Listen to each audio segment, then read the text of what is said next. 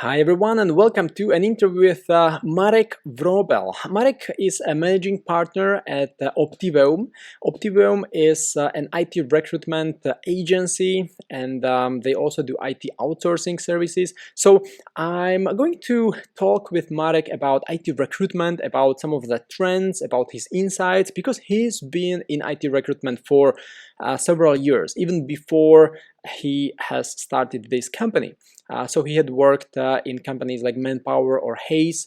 So he has lots of experience he can share with us related to engaging with candidates or building up the talent pool or interviewing, screening candidates, assessing them technically, getting new clients on board. So this is going to be really an interesting interview with Marek. So please welcome Marek on this show, and I hope you will enjoy it. So hi Marek, welcome, and it's nice to have you here.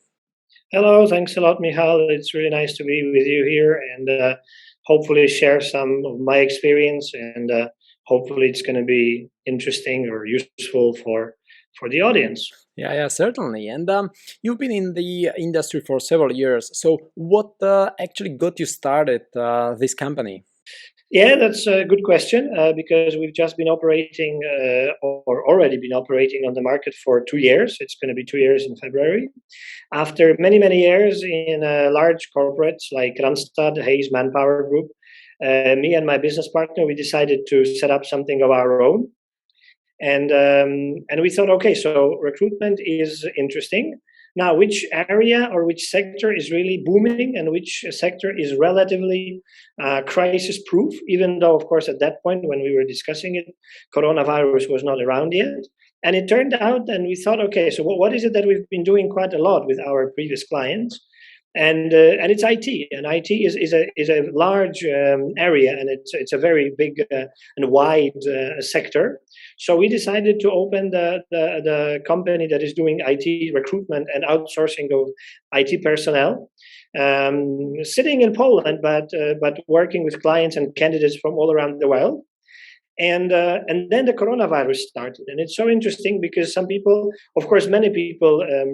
Many companies got hit by the coronavirus, various sectors, but with us it was a bit of the opposite, because what happened was that it turned out for the companies that if they had a lot of people sitting at home working remotely, because this was the requirement, and to a large extent it still is, it turned out that it doesn't really matter that much whether the person who's working from home works from home in their home country, or it can be an international candidate or an international employee.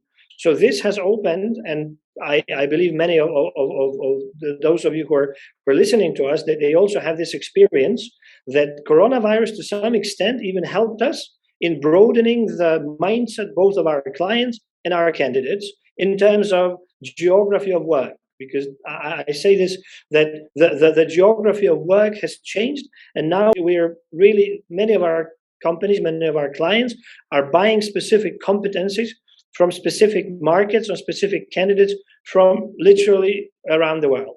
And it must be so inspiring for people listening to this or watching on YouTube because you started the company right when COVID hit us in Europe, and you still managed to scale and grow the business, right? So that is really inspiring. And with your experience, extensive experience in the industry, I'm sure you've also observed that it's harder and harder to cut through the noise these days. Developers have lots of opportunities, so we somehow have to sell these opportunities to them, right? But how do you do it? How do you sell these opportunities? How do you get candidates on board? Well, this is a very good question and a very, very good point, because coming out of Central Eastern European market, IT has always been a hot topic. I mean, if somebody was good at IT, we predominantly work with developers, various types of backend, front end, full stack. Then they always had a job. Okay, so there's never been unemployment in the developers world. But now that more and more of these companies, first of all, based locally in Poland or Czech or Hungary, they are growing organically or by investment. But also we see more and more offers coming to our candidates based in our part of Europe, coming directly from the clients from from the US, from Israel. Well, to be honest, we also help a bit because we also have clients in the US, in Israel, in other countries. But so this has created an incredibly competitive market. And now for the people that we employ as our guys that work with us, we always teach them that it's not about that. I mean, if you are in recruitment and you have a role of both, we call it like 360. So you need to find the client and find the candidate for them. It is now even more of a sales process to the candidate rather than to the client. And I'm not saying that all the companies will buy from all the recruiters. You need to have some credibility. You need to have some references. You need to be competitive, mature enough, etc., etc. But once you have a client, they will be asking you that for candidates, and then those candidates will be your sales target, okay? Because they will have, and let me give you an example from literally last week. So my colleague who works with us was contacting candidates by LinkedIn, typical way, okay? And the candidate was nice enough to reply, which is not always the case.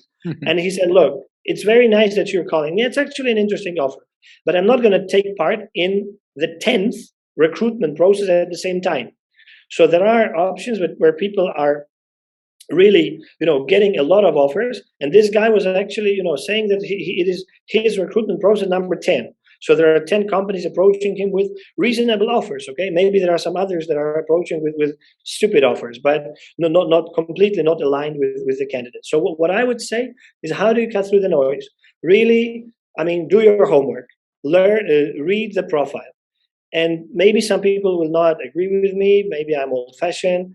We are not using bots. We are not using automated searches on LinkedIn. We're maybe because we're relatively small company, but we really want to do that, and we really advise other guys to do it. Do your homework. Read this profile. Read where is this technology? Is it like number 10 in the list of those guys of this guy's this candidate's skills, or is it number 1? Because then you are making an advantage. You are seen better in the eyes of this candidate, because you are actually you took the time to read through their profile. And I'm just saying LinkedIn, okay, same with CVs. Some companies say that recruitment will die out because of the automation. Maybe I'm old-fashioned, but I'm saying that no, it's not going to happen, because always there will be companies that will really want the recruiter to be their ambassador. Because you if you're, no matter if you're an internal recruiter or external recruiter, you need to know about what you're recruiting for. You need to know about the role. You need to know about technology. You need to know about the brand that you're representing. And again, no matter if you're internal or external from the agency. And then the more you can tell the candidate, and come on, you need to speak to the candidates first. That's not always happening nowadays. You need to talk to the candidates. You need to present them. And I'm not saying that for the IT guy, you always need to do like a deep interview, psychological, etc. But you need to know the basics. You need to know why the person is where they are, why they are looking for changing jobs, what is their notice period, how much they would like to earn in the new role. Are they available, to work B2B or only on the full employment? So, I mean, there's a very, very simple task. I mean, do a bit of your homework, and then the candidates will appreciate you, because they will see, so this person, this girl or guy, doesn't matter, know what they're doing, and they are really representing their client. So know your client and know about the role and speak to the candidate. And you mentioned so many interesting aspects of IT recruiting, starting with brand representation, sourcing, automation, how to present candidates. So I don't even know what to start with at first, which aspect to dive deeper to. But if I were to choose one, it would be the candidate engagement, because that's really crucial. You also mentioned automation, and it is here to stay, right? It's really hard to engage with automation. A lot of people have some love and hate relationship with automation, yet still engagement is what matters. We can get more productive with automation, but engagement is what candidates really remember, right? And that's what builds up the relationship. So a lot of recruiters now watching this on YouTube may wonder how to engage with candidates. So based on your experience, what would you recommend? How far do you go with regards to engagement with candidates, even beyond the initial screening call? How do you engage with candidates in the long run? Well, I think it's good to know, and it's only your client or your hiring manager, if you're an internal recruiter, will need to help you with this.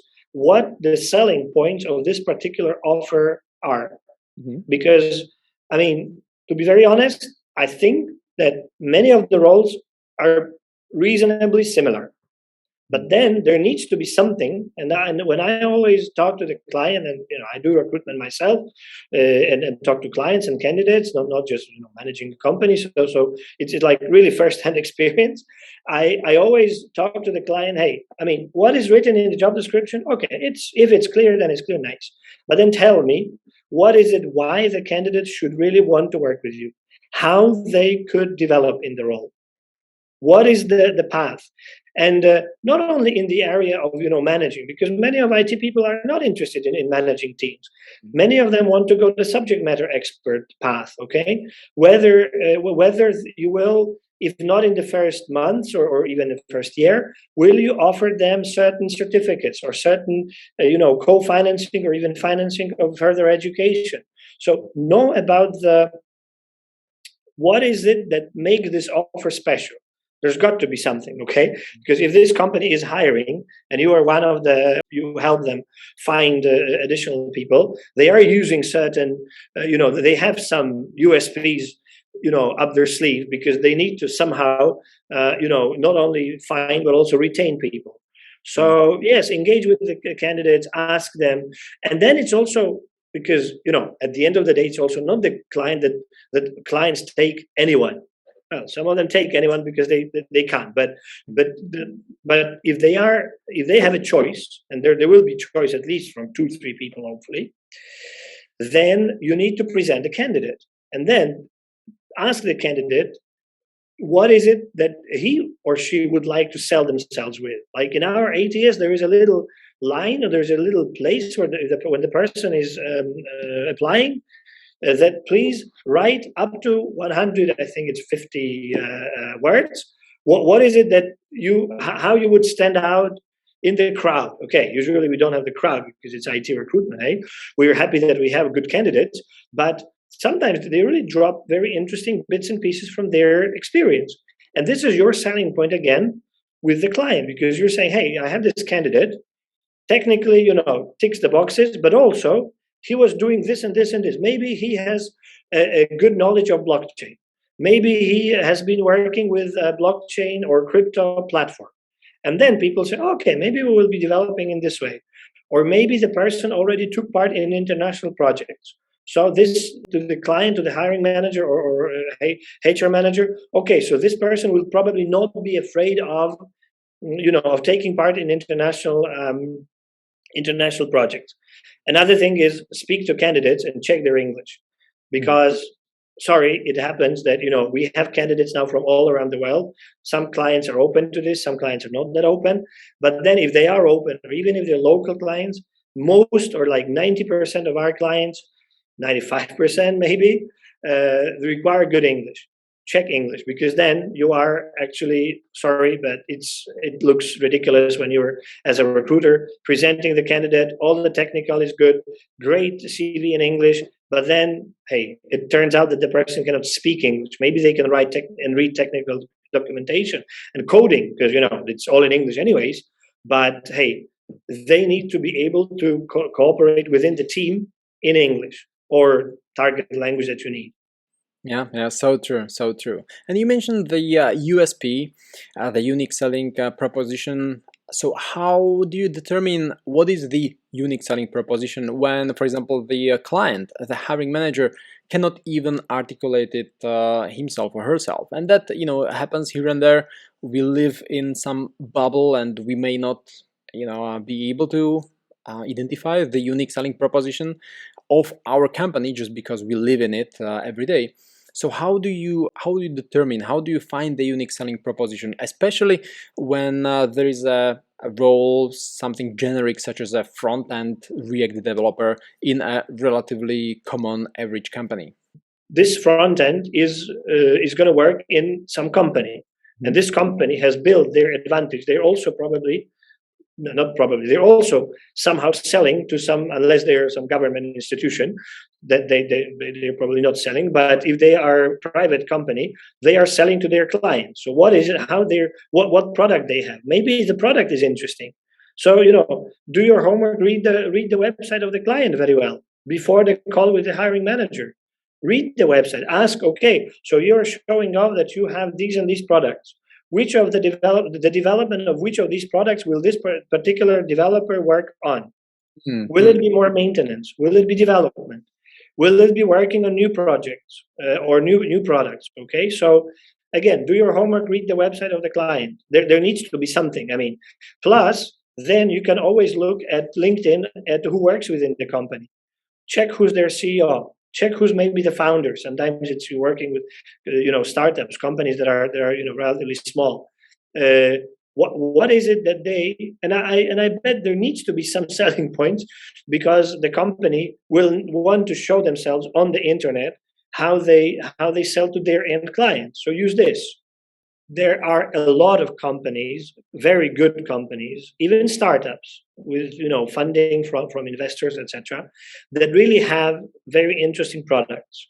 Mm-hmm. So again, if you're just starting a company, you don't have maybe any contacts, but you have to have contacts to start a company. Again, be selective with your clients. Sorry to say this, but I mean, be selective. You don't need to work with the whole world. Please choose 2-3 clients, and there's room for everyone on the market. Believe me, there are certain markets which are more competitive. There are certain markets which are less competitive. But now with the globalization, with remote work, it's all pretty much mixed up. So really choose the clients that allows you to really provide them with good candidates, because at the end of the day, most of us, some people not, but most of us, if you're an agency, work on success fee based. Okay, your target is to get this fee because that's what you live on. This, how do you achieve this? By placing candidates. You place candidates within the companies that people want to work for, and then you need to have the clients that people want to work for. And you don't need to work with Facebook, Google, or Microsoft that it's a fancy name. There are very good companies. We work with a lot of companies that don't have a huge brand name. We actually prefer working with candidates that are with clients that are maybe not very small, but like mid-size companies that have like 50 plus people. Or even we have clients that have like 30 people, and they're asking us not for many people, 1 placement, 2 placements a year maybe, but at least then we have a good relationship with even the founder of the company. We know what they want. So know your clients and be selective. And it's good to have a range of clients, because then you're of course minimizing the risk of of the one saying goodbye to you, and then you're down with nothing. Yeah. Or you can also reuse candidates who are not a good fit for one client. Of course, another one. And then especially when you focus on a specific skill. And again, it's good to focus. It's good to build your brand around around particular skills, broader or narrower. That depends on the market and the opportunities. When you have a candidate with very unique skills, then you are a bit of an ambassador. It's like it's like an agent of an actor or an agent of a football player. Okay, you are then you have this candidate, and of course you cannot throw around his or her data around the world. It's GDPR, and hey, it's common sense. But you can make a blank CV and you can show the candidate to the market. Okay, and I bet this is a bit of a candidate selling is now even sometimes more important than selling your brand. Because like if you start a company, you don't have a known brand. You may be known personally because you've been on the market for quite some time. But if you specialize, if you focus on certain skills, and you have people, I don't know, with AI, with blockchain, This is very, I would say, sexy now names on the IT recruitment market. You have people with unique technologies, sometimes even older technologies, because some clients are struggling, like banks, they're struggling to find people with these technologies. So, do your homework, know your client, know your candidate.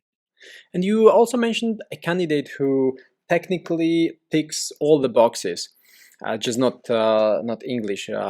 But thinking about this technical assessment, how do you actually assess candidates technically? Of course, you are not an IT person, your colleagues are not IT professionals, and that's understandable, right? We are in recruitment. So where do you draw the line? How do you assess candidates? How far do you go in terms of assessing technical skills? Well, this is always discussed with the hiring manager, with HR manager. So somebody who actually asks you to run this recruitment process for you. And now, most of our clients, or nearly all of our clients, prefer to do technical tests or technical conversations with the clients, the candidates themselves. Why? It's for a couple of reasons. I think the most important reason is that they don't believe, and very often rightfully, that people at the recruitment front are not technical. So they will never be able to check they may be able to ask questions and record the answers. Record meaning like write down and give back to the client. But the clients want to have another reason why is that first they don't believe that it's going to be done in a proper way, which to a large extent is true. The other thing is about benchmarking, because if they're interviewing a lot of candidates, they're usually running them through the same collection of tests, or at least the same bunch of questions that they ask during a technical interview. So at least then, when they have internal candidates, they have candidates from various agencies, they will be able to do the same benchmarking, and then they choose the best person. So I would say that recruiters, technical recruiters, should know what they're talking about, and use materials like what you guys are producing, a lot of good materials, but also and then not but and then check the CV with and ask about the depth of knowledge of a particular technology. You can ask about certain projects. If they have GitHub, ask them to give the link to GitHub. If they produced some website that they can share, if they're front end people especially, ask them to provide some if not references, then at least links to where the client can show bits and pieces of their work. And I would say that's it. Because then, if you make this package to the client with good CV, with full of information, with technologies, self-assessment of the candidate, which sometimes may be misleading, because people, if they want a new job, they're usually overestimating their skills. But again, still, we need to start somewhere. Some bits and pieces of their work, if they have GitHub or some links to some other technical websites, then this should be enough. Unless the client specifically asks you to ask specific questions during your screening call. And then you do it, okay? And then you present your outcomes. But don't go too far, because then it's always, or probably nearly always, that the candidate is better at technical stuff than you are. So you don't want to turn silly and you start asking them smart questions, and then they start asking you back, because they will have more knowledge. You can ask them about their motivation, about why they want to change jobs, etc., about the companies, about what's wrong with their current job, But hey, don't go too detailed, because then you may drown. And some candidates are nice, some candidates are very picky, and sometimes they would say, "Hi, you're a smart ass," to use a bad word. Do you want to know this? And I will start asking you more questions. And then, well, unless you really are technical, but then you cannot be technical in all the aspects, know where you are. Your job is to do the screening. And when I call candidates, I say, look, I have some experience. I'm old enough to talk to you about market, job market, your motivation, your aspiration. I can tell you about the client as much as I'm allowed to or as I know, but I'm not going to ask you a million technical questions, because then it's usually it's hopefully the next step. The next step should, in the ideal world, or after you have submitted your CV, already be the technical. Sometimes it's still, there is the HR talk. Okay, happens, but more and more clients nowadays, they want at least to combine this. So the moment we present the CV, the next call will be joint call, HR from the client and technical from the client in the one go. Because then we all know this, if the process starts to be, couple of stages, etc., unless they are a really huge company, then well, the candidate loses interest, and then we are led, and then three other companies call him or her with better offers. And before we wrap it up, I would be really interested in learning a little more about your insights from before COVID and what's going on, in comparison to what worked a few years ago. So you've been in the industry for several years. You worked for companies like Hayes or Manpower on different positions. So you've been there, done that, right? So what has changed in the last 1 or 2 years in comparison to what worked 5 or 7 years ago? Well, first of all, we don't see clients and candidates that much, or rarely, let's put it this way. In person. And this is, of course, good and bad. I mean, it's in general, for me personally, it's not that good, because I like meeting people personally. I was so happy that finally in Poland they allowed a conference in November. There was a huge IT conference, InfoShare, which is actually really good. That people from Central Eastern Europe, various countries. So it was great to at least see some people. But on the other hand, it also has an advantage, because you can do business from really literally around Europe, around the world. And the technology has improved tremendously in terms of, like what we are now talking about. We are not sitting in one place. Zoom, all the Zooms, Google Meets, etc. This has improved tremendously. And candidates are becoming less and less interested to actually work from the office, including we had a candidate recently that the company was from Warsaw, the candidate was from Warsaw. So they said, good, we'll invite him to the meeting.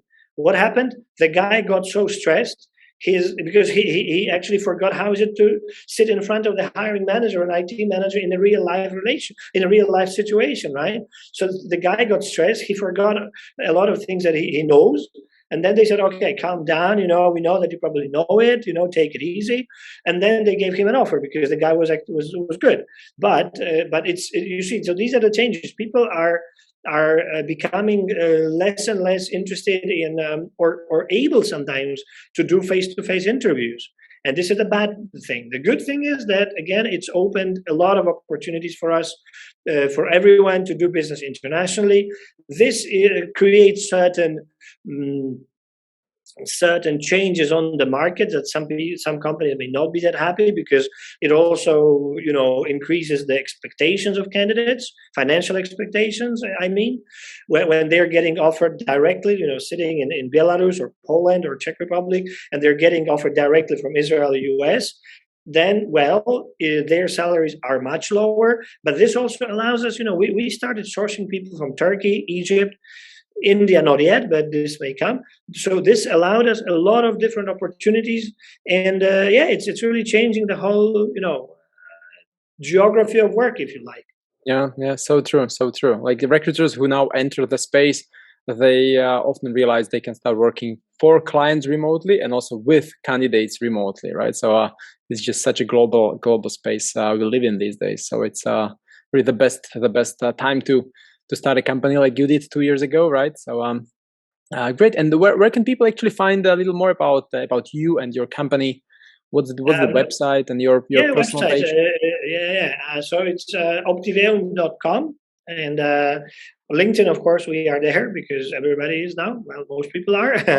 So do feel free to invite me on LinkedIn, and let's chat. If somebody would like to work with us, or just get some more information, just website and LinkedIn.